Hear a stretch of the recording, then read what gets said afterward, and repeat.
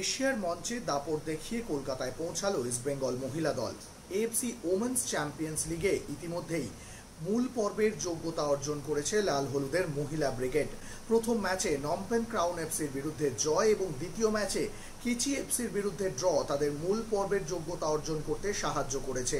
সোমবার রাত 10:20-তে তাদের বিমান কলকাতা বিমানবন্দরে অবতরণ করার কথা থাকলেও প্রাকৃতিক দুর্যোগের কারণে সেই বিমান অবতরণ করতে বেশ খানিকটা দেরি হয়। তবে ইস্টবেঙ্গল মহিলা ফুটবলারদেরকে কলকাতায় স্বাগত জানাতে বেশ কিছু ইস্টবেঙ্গল সমর্থক তারা কিন্তু সোমবার রাতে বৃষ্টি মাথায় নিয়েও বিমানবন্দরে উপস্থিত ছিলেন এবং তারপর প্রায় 1.5 ঘন্টা দেরিতে ইস্টবেঙ্গল মহিলা দলের বিমান কলকাতার মাটি স্পর্শ করে এবং তারপর প্রায় রাত 12:10 সেই সময় ইস্টবেঙ্গল ফুটবলাররা বিমানবন্দর থেকে বাইরে বেরিয়ে আসে এবং ইস্টবেঙ্গল মহিলা দলের ফুটবলাররা কিন্তু এদিন রাতে বিমানবন্দরে এক প্রকার উচ্ছ্বাস প্রকাশ করলেন, কারণ তারা এশিয়ার মঞ্চে লাল হলুদ জার্সি গায়ে নিজেদের সাফল্য প্রমাণ করেছেন।